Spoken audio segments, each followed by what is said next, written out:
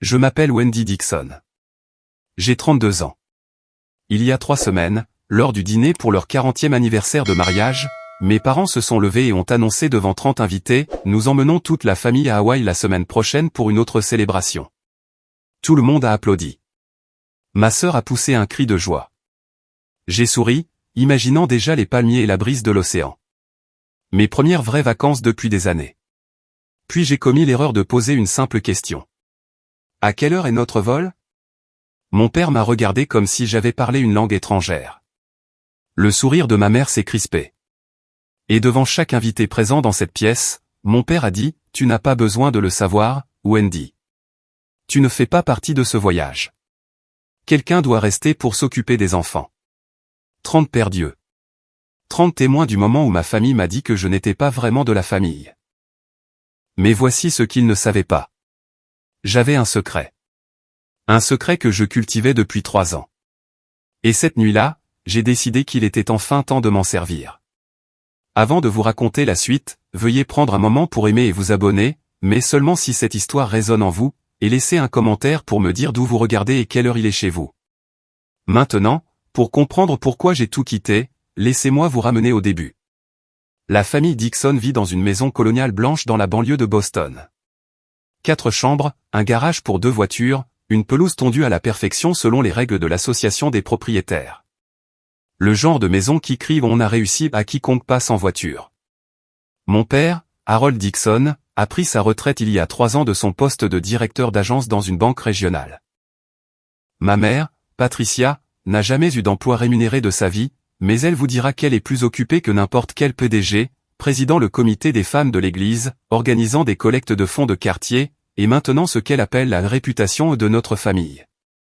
Ensuite, il y a ma sœur, Megan, de 3 ans ma cadette, mariée à Derek Hartley, un avocat d'affaires dans un cabinet du centre-ville dont elle mentionne le nom dans chaque conversation. Ils ont 2 enfants, Oliver, 5 ans, et Sophie, 3 ans, ainsi qu'un tout nouveau VUS Lexus qui a toujours la meilleure place dans l'allée de nos parents. Ma Honda Civic, celle que je conduis depuis 10 ans, est garée dans la rue. Wendy, déplace ta voiture, disait ma mère chaque fois que je venais. Derek arrive avec la Lexus, et les invités remarquent d'abord ce qui est dans l'allée. Je n'ai jamais remis cela en question. Je déplaçais simplement ma voiture. C'est le problème quand on est l'invisible de la famille. On cesse de remarquer toutes les petites manières dont ils ont déjà décidé que vous ne comptez pas. La meilleure place de parking, la meilleure place à table, la façon dont votre mère présente votre sœur aux invités en mentionnant le poste de son mari, alors que vous n'êtes que Wendy, elle donne un coup de main. Je travaille comme comptable à temps partiel, principalement pour des clients à distance. Horaire flexible, revenu modeste. Rien d'impressionnant selon les standards de la famille Dixon, mais je ne leur ai jamais parlé de mon autre activité. Celle que j'ai commencée il y a 3 ans, après que ma vie se soit effondrée d'une autre manière. Je ne leur ai jamais dit que j'avais appris à voir. Laissez-moi vous dépeindre ce que donner un coup de main signifie dans la famille Dixon.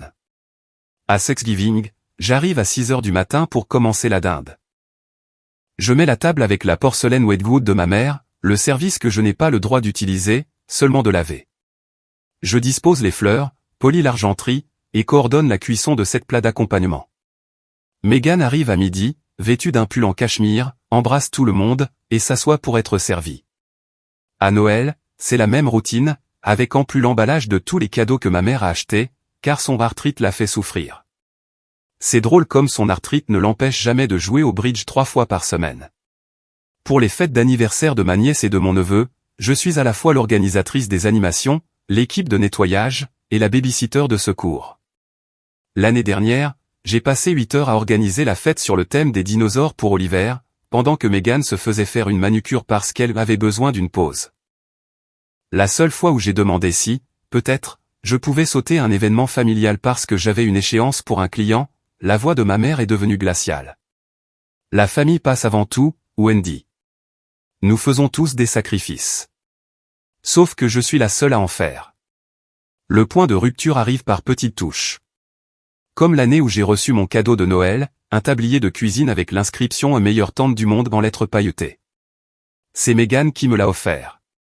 Elle souriait comme si elle avait eu une pensée délicate. Je l'ai porté. Je l'ai porté à chaque fois que je venais cuisiner, nettoyer, et garder les enfants. Voulez-vous savoir quand j'ai compris la vérité? Cela m'a frappé un mardi soir anodin, alors que je récurais la cocotte le creuset de ma mère après un énième dîner de famille.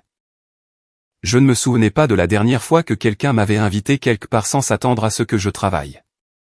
Il y a 3 ans, ma vie s'est effondrée. Je sortais avec un homme nommé Kevin depuis 4 ans. Nous parlions de mariage, d'enfants, d'avenir. Puis un soir, il m'a fait asseoir et m'a dit des mots que je n'oublierai jamais. Je t'aime, Wendy, mais je ne pense plus être amoureux de toi. Tu es juste là. Tu es toujours juste là. Toujours juste là. Comme un meuble, comme du papier peint. Après son départ, j'ai erré dans une boutique de prêteurs sur gage en ville. Je ne sais pas pourquoi. Peut-être que je cherchais quelque chose pour combler le vide. C'est là que je l'ai vu. Un appareil photo réflexe numérique Canon. D'occasion mais bien entretenu, étiqueté à 180 €. Je l'ai acheté avec de l'argent que j'aurais dû économiser. Je n'en ai parlé à personne. Cet appareil photo est devenu mon secret. J'ai commencé à photographier des choses que la plupart des gens ignorent. Des femmes âgées aux arrêts de bus. Les visages fatigués des concierges de nuit. Les mains calleuses d'un vendeur de rue. Des gens que la société ne voit pas. De la même manière que ma famille ne me voit pas. J'ai appelé la série Femmes Invisibles. J'ai créé un compte Instagram anonyme. Pas de visage, pas de vrai nom, juste les photos. En 3 ans, j'ai rassemblé 12 000 abonnés. Des gens qui voyaient ce que je voyais, des gens qui comprenaient. Je gardais l'appareil photo enveloppé dans une vieille écharpe en cachemire, au fond de mon placard. C'était la seule chose que j'avais jamais gardée pour moi. 3 semaines avant la fête d'anniversaire de mes parents, j'ai reçu un email que j'ai failli supprimer, le prenant pour un spam. Il provenait d'une galerie de Monterey, en Californie, la Coastal Light Gallery, me demandant si je serais intéressé à discuter de mon travail. J'ai fixé cet email pendant 20 minutes avant de réaliser que mes mains tremblaient. Mais je n'ai pas répondu. Pas encore. Parce que les bonnes choses n'arrivent pas aux gens comme moi. Il y a une personne dans ma famille qui me voit vraiment. Elle s'appelle Ruth, et c'est la sœur cadette de ma mère. Tante Ruth est ce que ma mère appelle la déception de la famille. Elle ne s'est jamais mariée. Elle a suivi sa passion pour la céramique au lieu de trouver un vrai travail. Il y a 20 ans, elle a déménagé à Carmel-by-the-Sea pour ouvrir un petit café avec un atelier de poterie à l'arrière. Ma mère ne lui a jamais pardonné. Ruth a gâché son potentiel, aime à dire ma mère. Elle aurait pu avoir une belle vie, mais elle a choisi de jouer avec l'argile. J'appelle tante Ruth tous les dimanches soirs depuis 7 ans. Ma mère ne le sait pas. C'est tante Ruth qui a vu mes photographies pour la première fois. Je lui en avais envoyé une seule, pour tâter le terrain, et sa réponse m'a fait pleurer. Wendy, c'est extraordinaire. Tu as un don. Personne n'avait jamais qualifié quoi que ce soit que je faisais d'extraordinaire. C'est elle qui m'a encouragé à continuer à photographier, à continuer à publier. Et c'est elle qui, 3 semaines avant l'anniversaire de mes parents, a dit quelque chose qui a tout changé. Wendy, j'espère que ça ne te dérange pas, mais j'ai envoyé le lien de ton Instagram à quelqu'un, un propriétaire de galerie que je connais à Monterey. Il s'appelle Marcus Coleman. Il recherche des artistes émergents. J'ai failli laisser tomber le téléphone. Tante Ruth, c'est la galerie qui m'a envoyé un email. Je sais, ma chérie. Il m'a dit qu'il voulait te parler d'une exposition solo. Silence. Mon cœur battait la chamade. Mais c'est réel. C'est un vrai projet de carrière. Oui, ça l'est. Sa voix était douce mais ferme. Et tu le mérites. Tu n'as besoin de la permission de personne pour poursuivre ce que tu aimes. J'ai appris cette leçon tardivement. Tu n'as pas à le faire. Cette nuit-là, j'ai répondu à l'email de Marcus Coleman.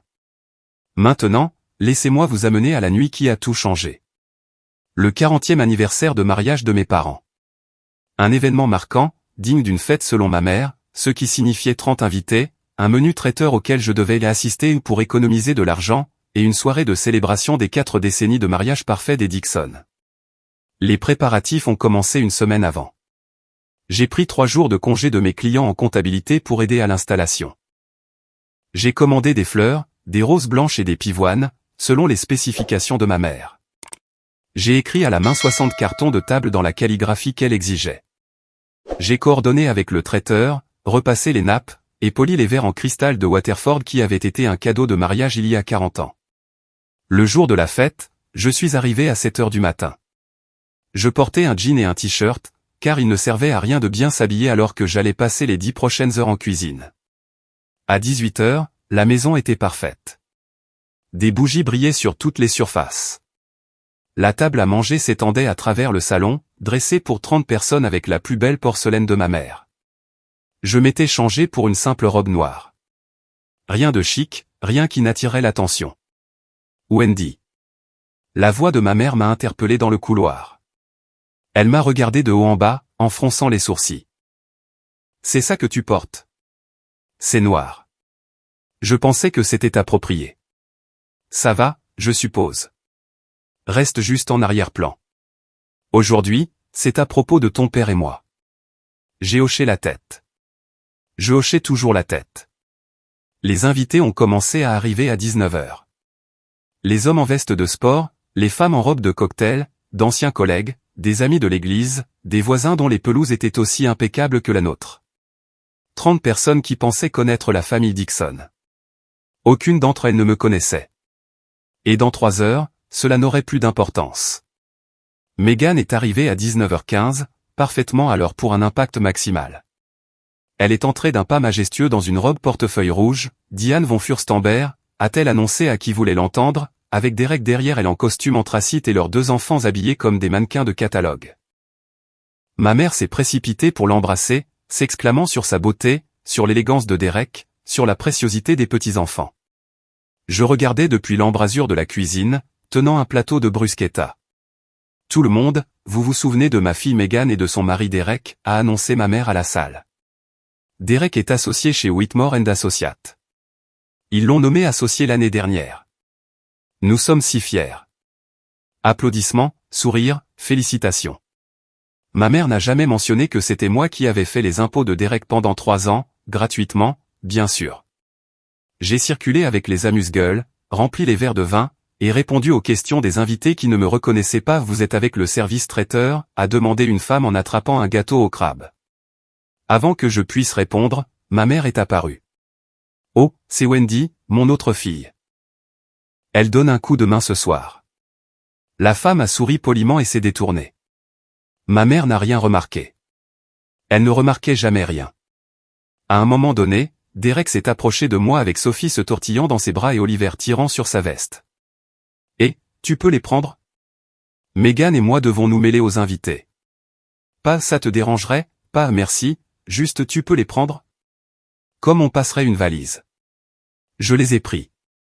Je leur ai donné à dîner dans la cuisine. J'ai essuyé le visage de Sophie quand elle a renversé du jus sur sa robe. J'ai raconté 3 histoires à Oliver pour l'empêcher de courir dans le salon et de perturber la fête. Quand je suis finalement sorti, le dessert était servi. Je n'avais rien mangé de la journée. Personne n'avait pensé à me garder une assiette. L'annonce a eu lieu à 21 heures, juste après que le tiramisu de ma mère ait été servi. Mon père s'est levé, tapotant son verre de champagne avec une fourchette. Le silence s'est fait dans la pièce. 30 visages se sont tournés vers lui avec des sourires expectatifs. Patricia et moi voulons vous remercier tous d'être ici ce soir, a-t-il commencé, sa voix chaleureuse d'un charme répété. 40 ans de mariage, 4 décennies à construire cette famille, cette vie, cette maison. Ma mère rayonnait à côté de lui. Meghan a pris la main de Derek. Je me tenais près de l'embrasure de la cuisine, tenant toujours une assiette à dessert sale. Et pour célébrer cette étape importante, a poursuivi mon père, nous avons une annonce surprise. Il a fait une pause pour les faits. Les yeux de ma mère pétillaient. La semaine prochaine, nous emmenons toute la famille à Hawaï. Une semaine au Four Seasons de Maui, une deuxième célébration, juste les Dixon. La salle a éclaté en murmures approbateurs. Quelle merveille! Quel cadeau! Vous le méritez bien. Meghan a littéralement poussé un cri. Papa, c'est incroyable. Les enfants vont adorer. J'ai senti quelque chose se soulever dans ma poitrine. Toute la famille. Ça voulait dire moi aussi. Pour une fois, je ne ferai ni la cuisine, ni le ménage, ni le babysitting. Je serai vraiment incluse. Je me suis avancé, m'autorisant un petit sourire. Ça a l'air incroyable. À quelle heure est notre vol?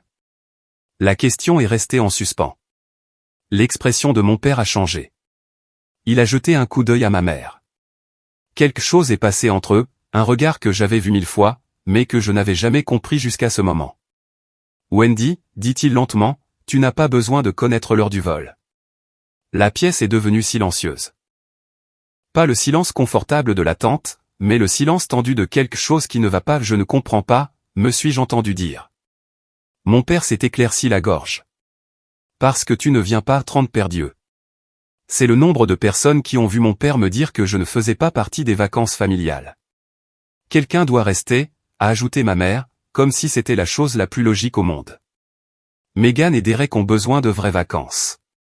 Ça veut dire que tu garderas les enfants. Mais je l'ai-je commencé. Wendy, honnêtement, le ton de ma mère s'est durci. Tu n'as rien d'important à faire. Meghan travaille dur. Elle mérite une pause. Meghan travaille dur. Meghan, qui n'avait pas eu d'emploi depuis la naissance d'Oliver. Meghan, qui avait une nounou 3 jours par semaine et se plaignait encore d'être épuisée. C'est juste une semaine, a ajouté Derek, sans même me regarder. Les enfants t'adorent. Je suis resté là, dans ma simple robe noire, tenant une assiette sale, pendant que 30 personnes me regardaient être exclues de ma propre famille. Certains avaient l'air mal à l'aise. La plupart ont simplement détourné le regard. Une femme, dont je ne connaissais pas le nom, s'est penchée vers son mari et lui a murmuré quelque chose. Il a hoché la tête. J'ai saisi les mots, pauvre petite. Elle doit y être habituée maintenant. Le verre de champagne dans ma main tremblait. J'ai posé l'assiette, j'ai posé le verre, car je ne me faisais pas confiance pour ne pas les laisser tomber. Bien sûr, me suis-je entendu dire, je comprends. J'ai souri, le sourire que j'avais appris à porter après 32 ans à être celle qui aide, celle qui ne se plaint pas, celle qui est toujours juste là. Mais quelque chose en moi s'était finalement fissuré. Pas brisé, fissuré, comme une faille qui bouge avant un tremblement de terre. Je me suis excusé et je suis allé à la cuisine. Je me suis appuyé contre le comptoir et j'ai fermé les yeux. Et pour la première fois de ma vie, j'ai commencé à élaborer un autre type de plan. La fête a continué sans moi. Bien sûr qu'elle l'a fait. Je suis resté dans la cuisine, lavant mécaniquement la vaisselle pendant que les rires et les conversations provenaient du salon. À un moment donné, Meghan est apparue, sa robe rouge bruissant contre le cadre de la porte. « Wendy, ne sois pas fâchée », a-t-elle dit en me prenant le bras. « Tu sais comment c'est. Derek et moi avons vraiment besoin de ce temps ensemble. Ça a été si stressant dernièrement avec les enfants. » J'ai continué à laver. « Je comprends. De plus, tu es si doué avec Oliver et Sophie. Ils remarqueront à peine notre absence. » J'ai rincé un verre de champagne, l'ai posé sur l'égouttoir, et n'ai rien dit. Meghan a soupiré, comme elle le fait toujours quand elle pense que je suis difficile. « Écoute, ce n'est qu'une semaine, et tu n'as pas de petit ami ou quoi que ce soit qui te retienne. Ton emploi du temps est flexible. » Flexible. Encore ce mot. Comme si mon temps n'avait aucune valeur parce que je choisissais comment le dépenser. Derek a fait une liste, a-t-elle poursuivi en sortant son téléphone. Leurs horaires, leurs allergies alimentaires. Sophie ne peut pas manger de fraises, tu te souviens? Et il y a ce nouveau truc avec l'oreille d'Oliver. Il pourrait avoir besoin de gouttes. Je t'enverrai tout par texto. Elle n'a pas demandé si j'étais d'accord. Elle a simplement supposé. C'est alors que Derek est apparu, desserrant sa cravate. Tout est réglé? Super. On part tôt demain pour faire nos valises. Meghan, ta mère veut des photos avant qu'on parte. Ils étaient partis avant que je puisse répondre. Non pas que je l'aurais fait. Non pas que je l'ai jamais fait. Mais alors que je me tenais là, seul dans la cuisine de ma mère, fixant la liste d'instructions que Meghan venait de m'envoyer par texto, une seule pensée s'est cristallisée dans mon esprit. Il ne me voit pas comme faisant partie de la famille. Il me voit comme du personnel, et le personnel peut démissionner. Il était presque minuit quand j'ai trouvé les emails.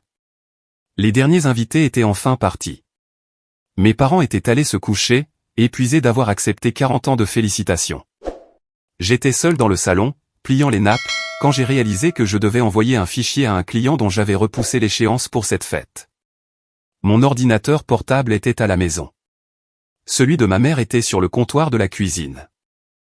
Ça ne la dérangera pas, me suis-je dit. Elle m'avait emprunté mes affaires 1000 fois sans demander. J'ai ouvert l'ordinateur portable. Safari était déjà lancé. Et voilà, la boîte de réception Gmail de ma mère, toujours connectée.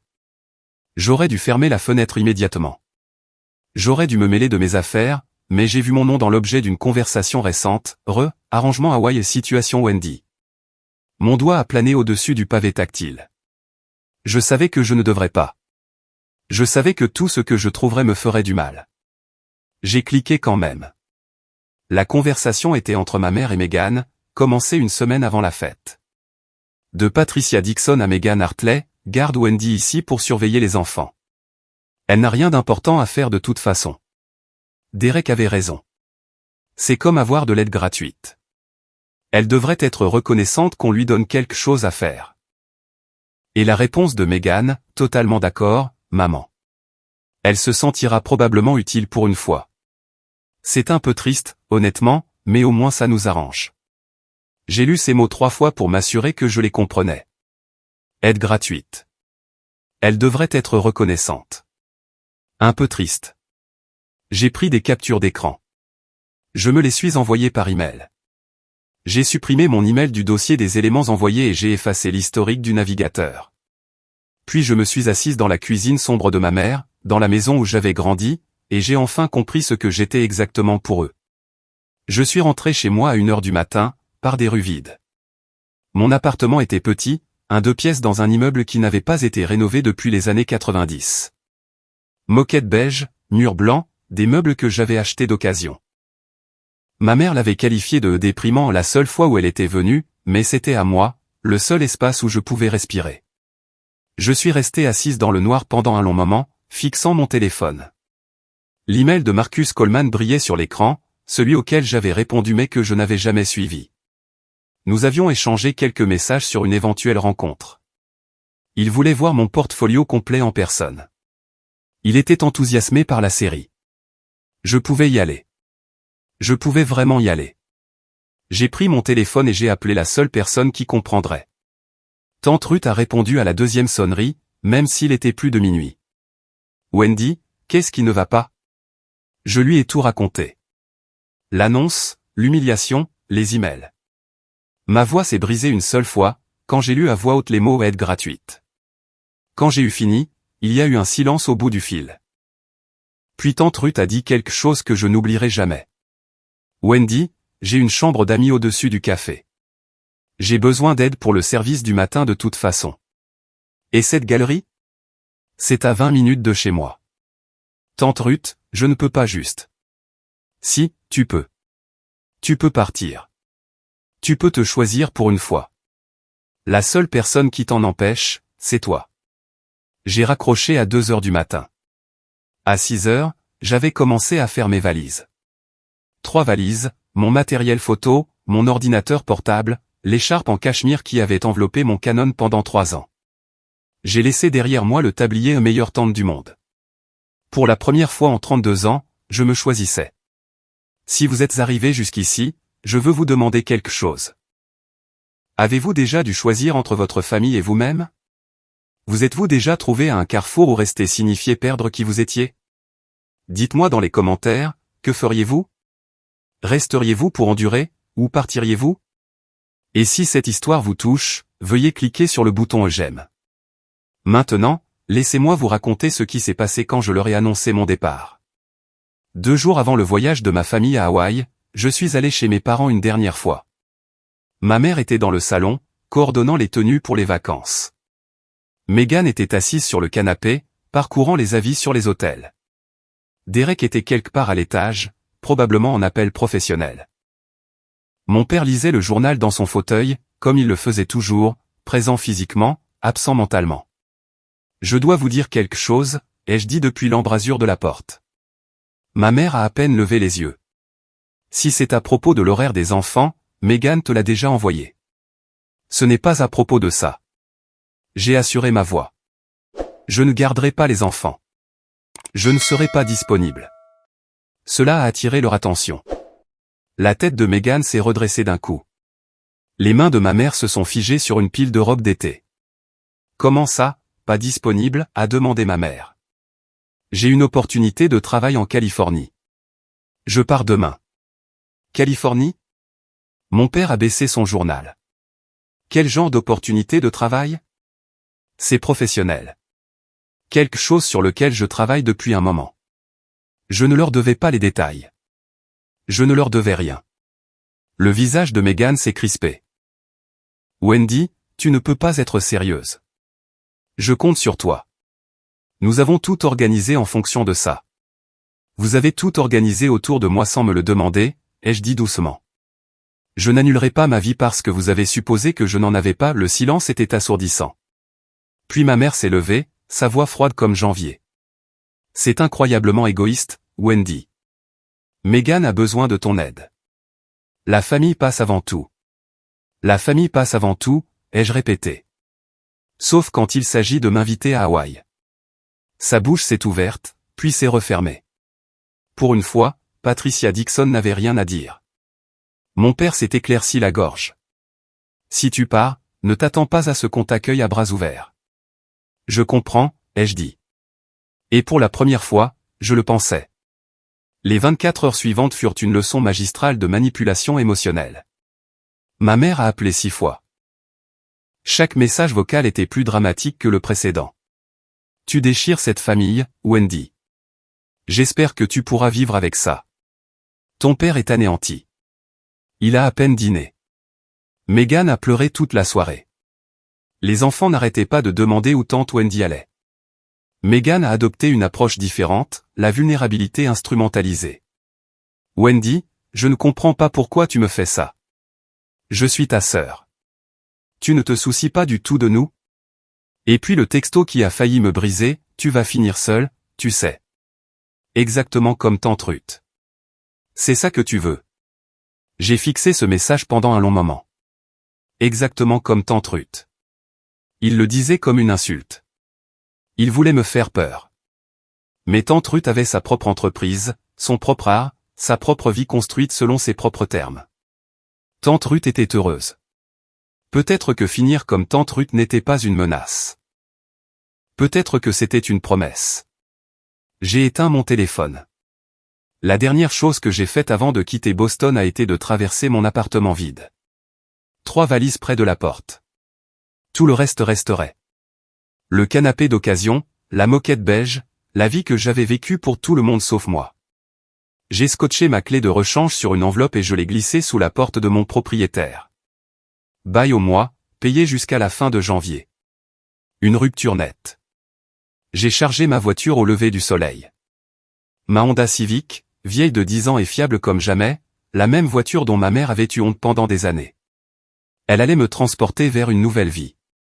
Je n'ai pas regardé en arrière en m'éloignant du trottoir. Le trajet de Boston à Carmel by the Sea dure environ 45 heures si on force le rythme. Je n'ai pas forcé. J'ai pris 5 jours, m'arrêtant dans des motels de bord de route, mangeant dans des dîners où personne ne connaissait mon nom. Quelque part au Nebraska, je me suis arrêté sur une aire de repos et je suis resté assise là, à regarder le coucher de soleil peindre la prairie de teintes d'or et de rose. Je l'ai photographié. Ma première photo en tant que femme libre. Le 3e jour, mon téléphone a vibré avec un texto de Megan. Je l'avais rallumé pour vérifier mon itinéraire. Maman dit que si tu n'es pas à la maison quand on rentre d'Hawaï, tu es morte pour elle. Je l'ai lu une fois, puis je l'ai supprimé. Elle agissait déjà comme si j'étais morte de toute façon. Au moins, maintenant, je serais vivante ailleurs. Le 4e jour, j'ai appelé tante Ruth d'une station-service en Arizona. Je suis à environ 8 heures de route, ai-je dit. Ta chambre est prête. Drap frais, vue sur l'océan. Et Marcus veut te rencontrer demain après-midi si ça te va. Mon estomac s'est noué. Demain?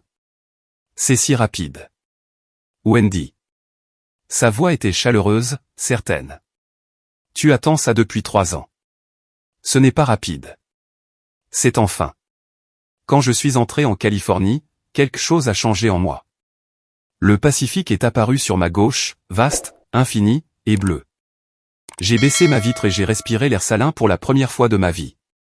J'ai pleuré alors, non pas de tristesse, mais de soulagement, de la sensation écrasante de possibilités. À 19h le 5e jour, je suis entré dans l'allée du Ceramic Cup, le café et l'atelier de poterie de Tante Ruth à Carmel by the Sea. Elle attendait sur le porche, les bras ouverts. Bienvenue à la maison, a-t-elle dit, et pour la première fois en 32 ans, un endroit m'a semblé être chez moi. Carmel by the Sea est le genre d'endroit qui ne semble pas réel au début. Des cottages aux toits de contes de fées, des galeries d'art à chaque coin de rue, la brume de l'océan qui roule à travers les cyprès. Toute la ville ressemblait à un tableau que quelqu'un avait rêvé. Le café de Tante Ruth se trouvait dans une rue calme, à 2 pâtés de maisons de la plage. The Ceramic Cup, une enseigne peinte à la main, des volets bleus, des jardinières débordant de lavande. L'atelier de poterie occupait la moitié arrière du bâtiment, où elle donnait des cours et vendait ses œuvres aux touristes qui entraient pour un café. Ma chambre était à l'étage, petite mais lumineuse, un lit avec une couette blanche, un bureau près de la fenêtre, et une vue sur le Pacifique qui me serrait la poitrine d'une émotion que je ne pouvais nommer. Tu feras le service du matin, m'a expliqué Tante Ruth pendant le dîner ce premier soir. De 6h à midi. Après ça, ton temps est à toi. Je ne sais pas comment te remercier pour ça. Elle a fait un geste de la main. Ne me remercie pas, construis juste quelque chose. C'est un paiement suffisant. Le lendemain matin, je me suis réveillé avant l'aube. J'ai noué un tablier, pas celui de la meilleure tente du monde que j'avais laissé derrière moi, juste un simple tablier en toile avec The Ceramic Cup brodé en fil bleu, et j'ai appris à faire du café filtre. Les clients allaient et venaient, des habitués qui connaissaient Ruth par son nom, des touristes charmés par les scones faits maison. J'ai pris des commandes, essuyé des tables, discuté avec des étrangers qui n'avaient aucune idée que j'avais fui toute ma vie 5 jours auparavant. À midi, j'avais gagné 37 € de pourboire. J'avais souri plus que je ne l'avais fait en des mois. Et à 14h, j'avais rendez-vous à la Coastal Light Gallery. Je me suis douché, j'ai enfilé la plus belle robe que je possédais, et j'ai marché 3 pâtés de maison pour rencontrer l'homme qui pourrait tout changer. Marcus Coleman ne ressemblait en rien à ce que j'attendais. J'avais imaginé quelqu'un d'intimidant, cheveux gominés, costume de marque, le genre de galeriste qui fait que les artistes se sentent petits. Au lieu de cela, l'homme qui m'a accueilli à la Coastal Light Gallery était grand et buriné, avec des cheveux argentés et des yeux bienveillants. Il portait une chemise en lin, les manches retroussées, et souriait comme si nous étions déjà amis. Wendy Dixon, a-t-il dit en me serrant la main. Ruth m'a beaucoup parlé de vous, mais le travail. Le travail parle de lui-même. Il m'a fait visiter la galerie. Murs blancs, lumière naturelle, des photographies et des peintures exposées avec une précision minutieuse. C'était un endroit sérieux, un endroit où l'art comptait. J'ai regardé votre Instagram en détail, a poursuivi Marcus. La série Femmes invisibles est extraordinaire. Il y a une vérité dans ces images que la plupart des photographes passent des décennies à essayer de capturer. Je ne savais pas quoi dire. Je n'avais jamais entendu personne décrire mon travail de cette façon. Celle-ci. Il s'est arrêté devant un grand écran affichant mon portfolio. À l'écran se trouvait une photographie que j'avais prise il y a 2 ans, une femme âgée attendant seule à un arrêt de bus, son visage une carte de rides et de dignité tranquille. C'est celle qui m'a poussé à vous contacter. Il y a quelque chose dans ses yeux. De la patience, peut-être, ou de la résignation. C'est déchirant. Elle attendait un bus qui était en retard, ai-je dit doucement. Elle était là depuis 40 minutes. Personne ne s'est arrêté pour l'aider. Marcus a hoché lentement la tête. Vous voyez les gens, Wendy. Vraiment. Vous les voyez. C'est un don. Il s'est tourné vers moi, et ses mots suivants ont eu l'effet d'une clé tournant dans une serrure. J'aimerais vous offrir une exposition solo. 15 œuvres, vernissage dans 6 semaines. Nous couvrirons l'impression, l'encadrement et le marketing. Vous garderez 60% de toutes les ventes. J'ai signé le contrat un mardi après-midi, assise au bureau de Marcus, la lumière du soleil entrant à flot par les fenêtres de la galerie. Le document était simple, 15 photographies, vernissage prévu fin août. La Coastal Light Gallery prendrait en charge les coûts de production, impression, encadrement, installation, support marketing. Je recevrai 60% de tous les revenus des ventes, la galerie conservant 40% de commission. Conditions standards, m'a assuré Marcus. Des conditions équitables. Mais en lisant les pages, mes mains se sont mises à trembler. Prenez votre temps, a dit doucement Marcus. C'est une grande étape. Ce n'étaient pas les termes commerciaux qui me submergeaient. C'était de voir mon nom imprimé en caractères officiels, artiste, Wendy Dixon. Un document légal reconnaissant que mon travail avait de la valeur, que j'avais de la valeur. J'ai pensé à toutes les fois où j'avais fait les impôts de ma famille sans reconnaissance, à toutes les fêtes que j'avais organisées sans remerciement, à toutes les heures passées à m'occuper d'enfants qui grandiraient sans jamais savoir tout ce que je leur avais donné. Pas une seule fois mon nom n'était apparu sur quoi que ce soit qui célébrait ma contribution, jusqu'à maintenant. Le titre de l'exposition, a dit Marcus en montrant une ligne vers le bas. J'aimerais votre approbation. Nous proposons aux femmes invisibles, portrait des oubliés. Femmes invisibles. C'est parfait, ai-je murmuré. J'ai signé mon nom sur la ligne.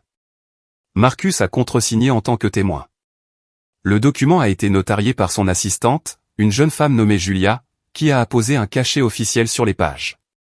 Une fois terminé, Marcus m'a remis ma copie. Félicitations, Wendy. Vous êtes officiellement une artiste représentée. Je suis sorti de cette galerie en serrant le contrat contre ma poitrine. La preuve physique que je n'étais pas rien, que je n'avais jamais été rien. Pendant 3 ans, j'avais construit quelque chose dans l'ombre. Maintenant, enfin, cela allait entrer dans la lumière. Pendant que je construisais ma nouvelle vie en Californie, ma famille découvrait ce que mon absence signifiait réellement. Je n'ai pas assisté à ces événements de première main, bien sûr. J'en ai entendu parler plus tard, reconstituant les faits à partir de messages vocaux, de textos, et d'un appel téléphonique très gênant de mon père. Apparemment, Hawaï a été un désastre. Sans moi pour garder les enfants, Megan et Derek n'ont pas pu profiter d'un seul dîner entre adultes. Oliver a fait une crise de colère sur la plage parce que personne n'avait pensé à emporter son seau spécial pour les châteaux de sable, quelque chose dont je me souvenais toujours. Sophie a développé une otite le 3e jour, et personne ne trouvait le numéro du pédiatre, car c'était toujours moi qui gardais les informations médicales. Ma mère a passé la majeure partie du voyage à se plaindre que le personnel de l'hôtel n'était pas aussi attentionné que prévu.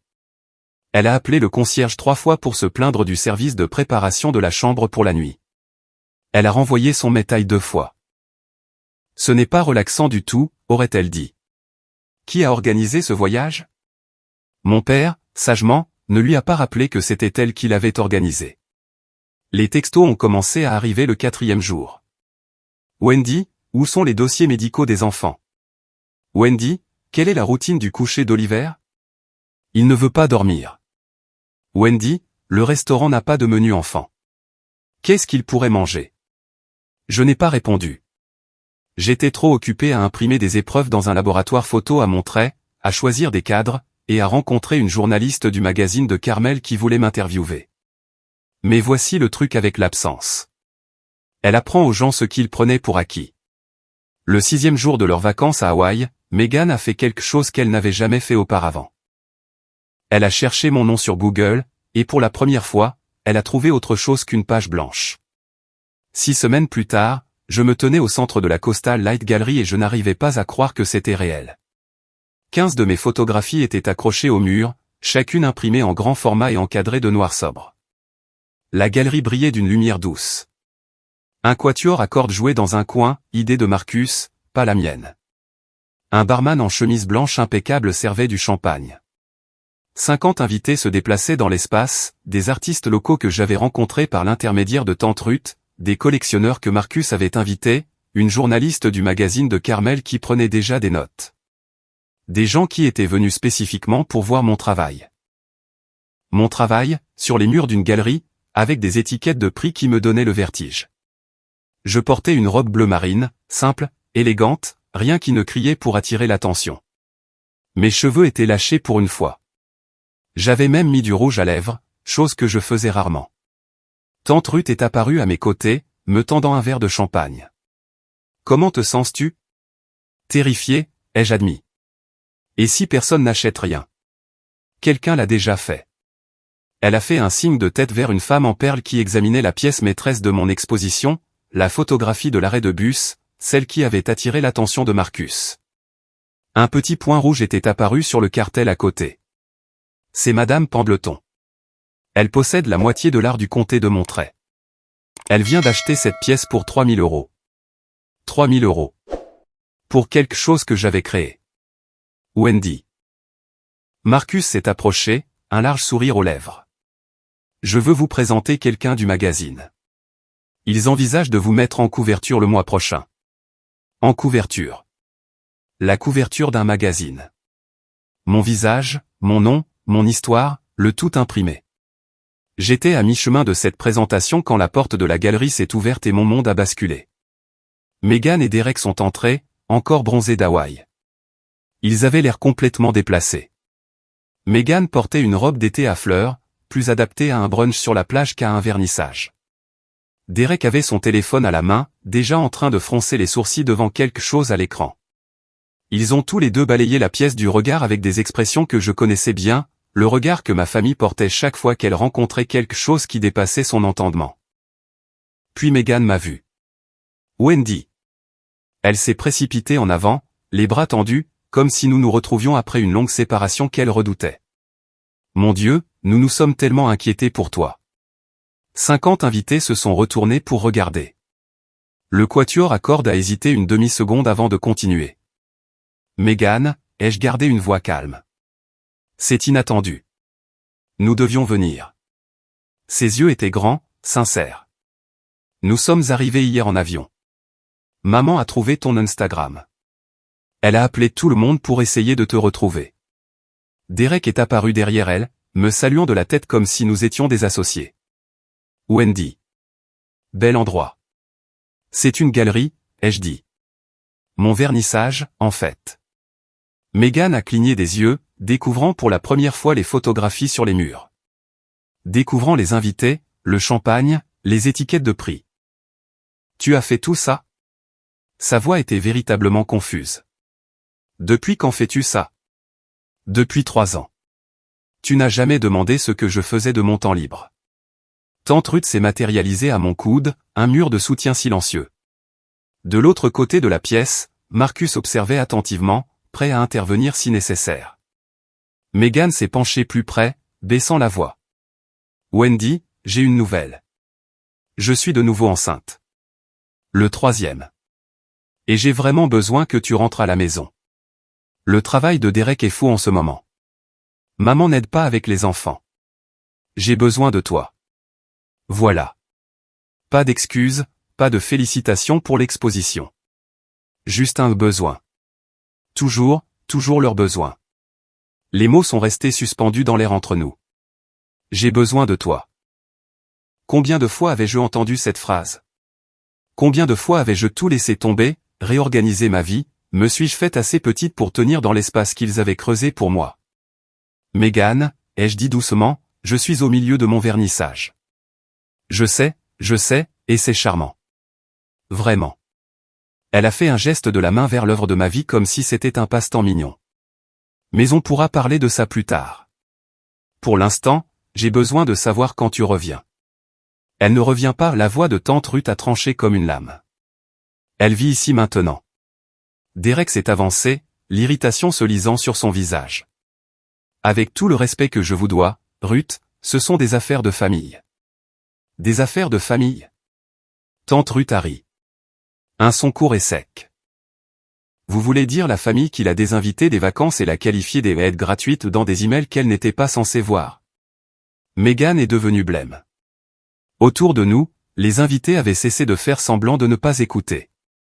La journaliste du magazine de Carmel, j'ai remarqué que son stylo bougeait rapidement sur son carnet. Ce n'est pas. Nous ne le pensions pas comme ça, a balbutié Meghan. Comment le pensiez-vous exactement? Cela venait de Madame Pendleton, la collectionneuse qui venait d'acheter ma photographie. Elle se tenait à proximité, une coupe de champagne à la main, observant la scène avec un intérêt non dissimulé. Je suis désolé, a dit sèchement Derek. Qui êtes-vous?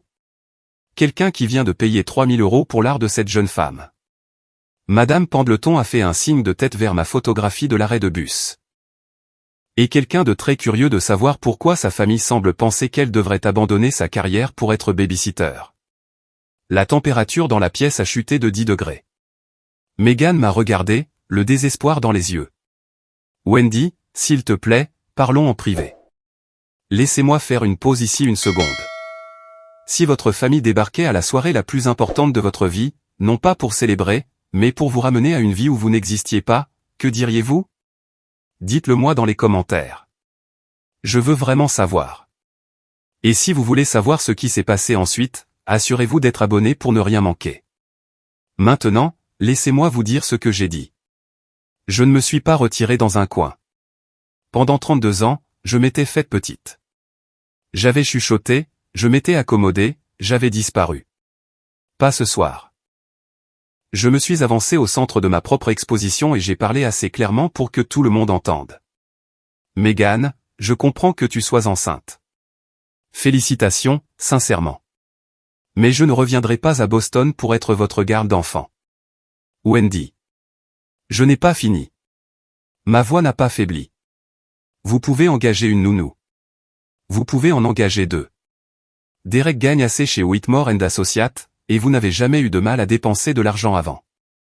Ce que vous ne pouvez pas faire, c'est m'engager, parce que je n'ai jamais été payé.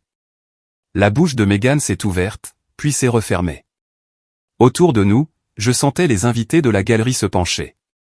Ce n'est pas un passe-temps, ai-je poursuivi en désignant les murs. C'est mon travail. Je construis ça depuis 3 ans, pendant que tout le monde dans notre famille supposait que je n'avais rien d'important à faire. Et pour que ce soit clair, j'ai montré la photographie que Madame Pendleton avait achetée, cette pièce vient de se vendre 3 000 €. Ce soir, j'ai vendu 4 pièces pour un total de 8 000 €. Mon travail a de la valeur. J'ai de la valeur. Et je ne jetterai pas ça pour redevenir une aide gratuite. Silence. Un silence absolu. Derek a toussé, mal à l'aise. Les yeux de Meghan se remplissaient de larmes.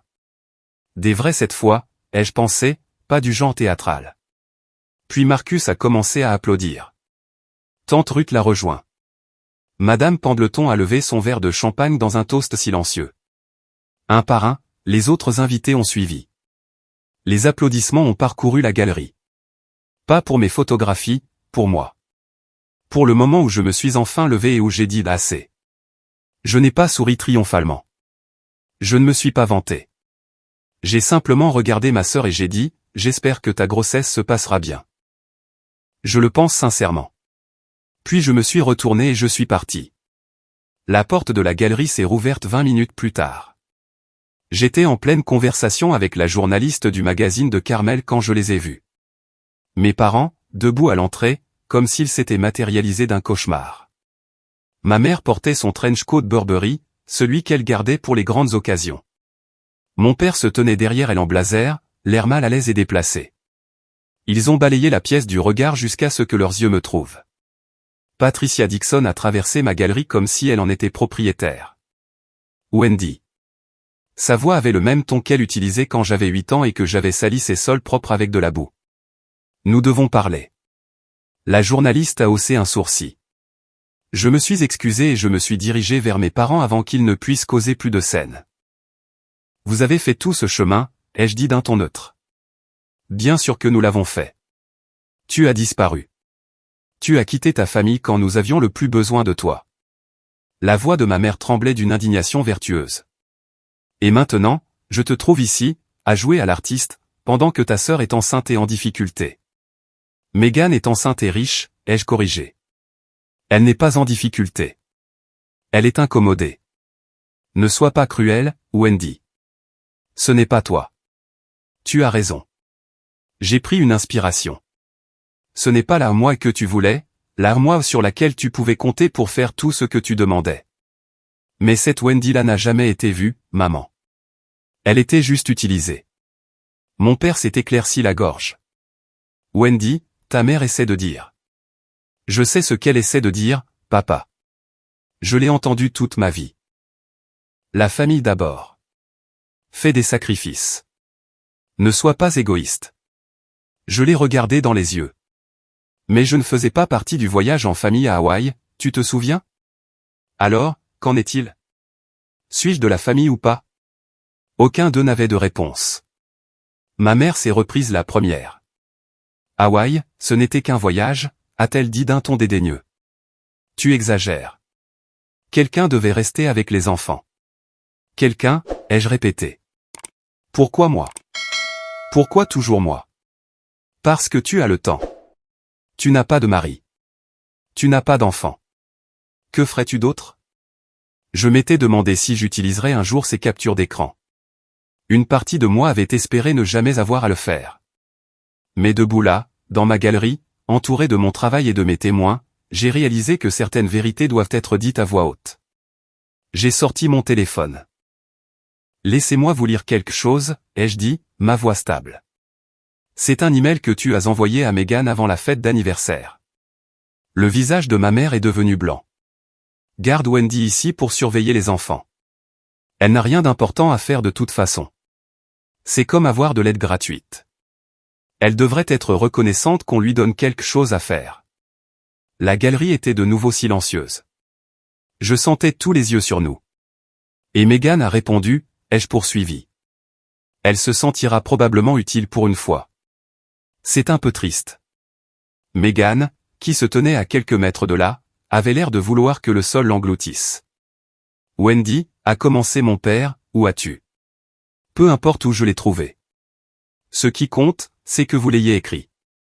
J'ai baissé mon téléphone. Je ne lis pas ça pour embarrasser qui que ce soit. Je le lis pour que vous compreniez pourquoi je suis parti. Vous ne me voyez pas comme faisant partie de la famille. Vous me voyez comme du personnel. Et le personnel a le droit de démissionner. La bouche de ma mère s'est ouverte, s'est fermée, s'est rouverte. Pour la première fois de ma vie, Patricia Dixon était sans voix. La journaliste du magazine de Carmel écrivait toujours. C'est Derek qui a craqué le premier. C'est ridicule, a-t-il lâché en s'avançant. Wendy, tu fais une scène pour rien. Alors, ta famille t'a demandé de faire du babysitting. La belle affaire. C'est ce que font les familles. Tout le monde ne peut pas s'enfuir et prétendre être un artiste. Prétendre? La voix de Madame Pendleton a traversé la pièce comme de la glace. Je viens de dépenser 3000 € pour son travail. Je ne paie pas ce genre d'argent pour Dieu prétendu. Derek s'est retourné, son sang-froid d'homme d'affaires se fissurant. Avec respect, Madame, vous ne connaissez pas cette famille. C'est entre nous. En fait, je sais exactement ce que j'ai besoin de savoir. Madame Pendleton a posé son verre de champagne. Je sais que cette jeune femme a passé des années à photographier des gens que la société ignore, et je sais que sa propre famille l'a traité exactement de la même manière. Un murmure a parcouru la galerie. Les invités regardaient maintenant ouvertement. Le genre d'attention que ma mère avait toujours recherché, mais pas comme ça. Jamais comme ça. Ma mère a essayé de sauver la situation. C'est un malentendu. Des blagues de famille sont sorties de leur contexte. Une blague? Une autre voix, une femme dans la soixantaine avec des cheveux argentés et un visage bienveillant. Je lui avais vendu une photographie plus tôt dans la soirée. Dire à votre fille qu'elle n'a rien d'important à faire? La qualifier d'être gratuite? Qu'y a-t-il de drôle à ça? Plus de murmures, plus de jugement. Le capital social que ma mère avait passé des décennies à accumuler s'évaporait en temps réel. Je pense, dit doucement tante Ruth, qu'il est peut-être temps pour vous de partir. Le visage de ma mère est devenu écarlate. Mon père lui a pris le bras. Megan pleurait maintenant, de vraies larmes d'humiliation. Derek se tenait là, figé, comprenant enfin que ces tactiques de prétoire ne signifiaient rien ici. Wendy, dit ma mère, la voix tremblante, tu le regretteras. Non, dis-je doucement. Je ne le regretterai vraiment pas, ma mère est partie la première. Elle a tourné les talons sans un mot, entraînant mon père derrière elle. La porte de la galerie s'est refermée avec un clic doux qui a pourtant résonné plus fort qu'un claquement. Megan est restée, le mascara coulé, les bras enroulés autour d'elle comme une enfant prise en faute. Wendy, sa voix s'est brisée. Je ne savais pas que tu ressentais ça. Je pensais que tu aimais aider. Non, tu ne le savais pas, ai-je dit, sans méchanceté. Tu n'y as pas du tout pensé. Aucun de vous. Derek a posé une main sur l'épaule de Megan. Pour une fois, il n'a rien dit. Peut-être qu'il était enfin à court d'arguments. J'espère que ta grossesse sera saine, ai-je ajouté. J'espère que tes enfants sont heureux. Mais je ne serai plus leur tante à domicile. Si tu veux faire partie de ma vie, ça devra être différent. Ça devra être égal. Meghan a hoché la tête, les larmes coulant. Je comprends. Je n'étais pas sûr qu'elle comprenne, mais ce n'était plus mon travail de le lui faire comprendre. Ils sont partis par la même porte que nos parents avaient utilisée. La galerie a poussé un soupir collectif. Tante Ruth est apparue à côté de moi, passant un bras autour de mes épaules. Ça va? Je crois bien. J'ai laissé échapper un rire tremblant. Je viens de rembarrer toute ma famille en public, à mon propre vernissage. Tu l'as fait, et tu as été magnifique. Marcus s'est approché, me tendant un verre de champagne frais. Pour ce que ça vaut, je fais ça depuis 20 ans. Je n'ai jamais vu un vernissage tout à fait comme celui-ci. C'est bien ou c'est mal? Il a souri. Disons simplement que tout le monde ici se souviendra de votre nom. Et ça, Wendy Dixon, c'est exactement ce dont un artiste a besoin. J'ai regardé mes photographies, ma galerie, ma nouvelle vie. Pour une fois, je ne me sentais pas invisible. À la fermeture de la galerie ce soir-là, j'avais vendu 8 des 15 photographies. 8 pièces, pour un total de 14 000 € de vente. 8 400 € me reviendraient, soit 60%, comme le promettait le contrat. Marcus m'a remis l'imprimé des transactions de la soirée alors que le dernier invité sortait. Pas mal pour un vernissage, surtout avec un drame familial inattendu. J'ai fixé les chiffres. 8 400 € plus que ce que j'avais gagné en 3 mois de travail de comptable à temps partiel. Madame Pendleton veut commander une pièce, a poursuivi Marcus. Elle a une maison de vacances à Big Sur. Elle veut que vous photographiez la côte. Une commande? Les collectionneurs privés travaillent souvent de cette façon. Elle a aimé votre œil. Elle veut voir ce que vous faites avec son paysage. Il m'a tendu une carte de visite. Le contact de son assistante. Appelez-les la semaine prochaine. J'ai glissé la carte soigneusement dans ma pochette, à côté de ma copie du contrat de la galerie et de l'interview pour le magazine. Marcus a ajouté, Suzanne a dit qu'elle avait assez de matière pour un article de fond. Ils envisagent de vous mettre en couverture le mois prochain. La couverture d'un vrai magazine, avec mon nom, mon visage, et mon histoire. Tante Ruth m'a aidé à ramener les photographies invendues dans ma chambre au-dessus du café cette nuit-là. Cette pièce attendant encore les bons acheteurs, mais 7 valait mieux que 15. 7 signifiait que les gens avaient vu de la valeur dans ce que j'avais créé. J'ai posé le chèque sur mon bureau, le premier chèque que j'ai jamais reçu pour mon art, et je l'ai photographié. Pas pour le poster ou que ce soit, juste pour me souvenir. Payable à Wendy Dixon, 8 400 €. La preuve. La preuve physique que je n'étais pas rien, que je n'avais jamais été rien du tout. 2 mois plus tard, ma nouvelle vie avait un rythme. Je me réveillais à 5 heures, regardais le soleil se lever sur le Pacifique depuis ma fenêtre, et j'ouvrais The Ceramic Cup à 6 heures. Service du matin jusqu'à midi, versant du café, discutant avec les habitués, apprenant les noms des locaux qui me reconnaissaient maintenant comme la nièce de Ruth, la photographe. Les après-midi appartenaient à mon travail. J'avais loué un petit studio à 3 pâtés de maison du café, juste assez grand pour mon matériel de retouche et une station d'impression. L'exposition à la galerie était terminée, mais Marcus avait déjà programmé une autre exposition pour le printemps. Cette fois, une série intitulée Frontières.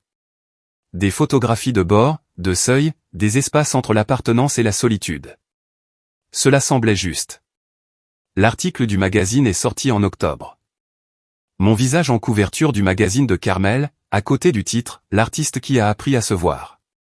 L'article racontait mon histoire, édité bien sûr, avec des noms changés pour protéger les innocents et les coupables. Mais la vérité était là. L'invisibilité, le point de rupture, le choix. Des gens m'ont contacté. Des femmes qui avaient été l'aide de la famille, la personne fiable, celle que tout le monde oubliait de remercier. Leurs messages ont rempli ma boîte de réception comme un cœur de reconnaissance. Je pensais être la seule. Vous m'avez donné la permission de partir. Merci de m'avoir montré que c'est possible. Ma famille a également pris contact. Finalement. Meghan a envoyé un texto après la naissance du bébé, une fille nommée Charlotte. Elle a envoyé une photo. J'ai envoyé mes félicitations et une carte cadeau. Rien de plus. Ma mère a appelé une fois. Je n'ai pas répondu. Elle a laissé un message vocal demandant si j'avais évacué ça de mon système. Je l'ai supprimé. Mais mon père m'a surprise. Son email est arrivé un mardi soir, long de 3 phrases. Wendy, j'ai vu le magazine. Je suis fier de toi. Celui-là, je l'ai gardé. Aujourd'hui, je suis assise dans mon studio, regardant le Pacifique. L'appareil photo Canon que j'ai acheté dans cette boutique de prêteurs sur gage est toujours sur mon étagère, plus vieux maintenant, abîmé, mais il fonctionne toujours. À côté se trouve un modèle plus récent, que j'ai acheté avec l'argent gagné grâce à mon article. Les 2 appareils sont importants. L'un m'a rappelé de voir, l'autre prouve que les gens m'ont vu en retour. Ma 2e exposition ouvre le mois prochain. Frontières. 15 nouvelles photographies, chacune explorant les limites de la connexion, là où la famille se termine et où le soi commence, là où l'obligation devient de l'exploitation, là où l'amour devient toute autre chose. Je pense que c'est peut-être mon meilleur travail à ce jour. Tante Ruth passe chaque matin avec du café et des commentaires. Marcus me contacte chaque semaine avec des nouvelles des collectionneurs et des opportunités. Les habitués du Ceramic Cup ont commencé à demander la table de la photographe près de la fenêtre, où je retouche parfois des photos entre 2 clients. Je ne suis pas riche. Je ne suis pas célèbre. Mais je suis vu. Et c'est suffisant. Quant à ma famille, nous existons maintenant dans une nouvelle configuration. Carte de Noël, texto d'anniversaire, des nouvelles occasionnelles des enfants. Courtois, distant, plus sain qu'avant. Je ne suis pas retourné à Boston. Peut-être qu'un jour je le ferai, mais seulement en tant que visiteuse, jamais en tant qu'aide. L'autre jour, je parcourais de vieilles photographies et j'en ai trouvé une que j'avais prise il y a des années. Un autoportrait, pris dans le miroir de mon appartement de Boston, à l'époque où j'étais encore invisible. La femme sur cette photo avait l'air fatiguée, vaincue, comme si elle attendait la permission d'exister. Je l'ai supprimée. Cette femme n'existe plus. À sa place, il y a quelqu'un qui prend de la place, qui crée de belles choses, qui dit non quand elle le pense et oui seulement quand elle le choisit. Quelqu'un qui s'est enfin laissé voir. C'est ça, la véritable histoire. Pas la vengeance, pas le triomphe, juste la liberté. D'un point de vue psychologique, l'histoire de Wendy illustre ce qu'on appelle la parentification, lorsqu'un enfant, souvent l'aîné, assume des responsabilités d'adulte sans reconnaissance ni réciprocité. Elle occupait également le rôle du bouc émissaire, le membre de la famille dont les besoins sont constamment dépriorisés, tandis qu'un enfant en or, Meghan, reçoit une attention et des ressources infinies. Voici ce que je veux que vous reteniez de tout cela. Poser des limites n'est pas une trahison. Ce n'est pas un abandon. C'est la reconnaissance que l'on ne peut pas donner d'un récipient vide, et que les gens qui vous aiment vraiment ne vous le demanderont pas. Si vous êtes dans une situation comme celle de Wendy, souvenez-vous que votre valeur ne se mesure pas à votre utilité pour les autres. Elle est inhérente. Elle a toujours été là. Et parfois, la chose la plus courageuse que vous puissiez faire n'est pas de vous battre. C'est de partir. Construisez quelque chose qui vous est propre. Laissez votre vie parler plus fort que n'importe quel argument. Vous le méritez. Nous le méritons tous.